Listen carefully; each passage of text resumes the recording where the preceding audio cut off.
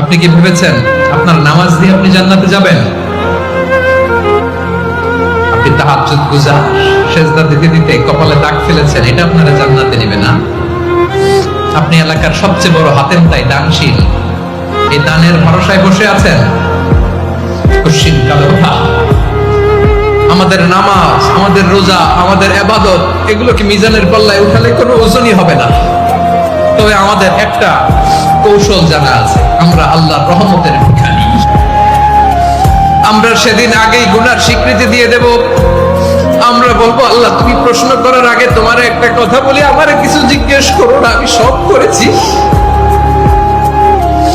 এমন কোন পাপ নাই যে পাপ আমারে দিয়ে হয় নাই। তোমার রহমত দিয়ে তুমি জান্নাতে পাঠাবা, তোমার দয়ায় জান্নাতে যেতে চাই, আমল দিয়ে না। পারবেন বলতে? কিয়ামতের দিন আমরা বলবো, আল্লাহ আমার আমল দিয়ে জান্নাত চাই না, আমি তোমার দয়া দিয়ে জান্নাত চাই।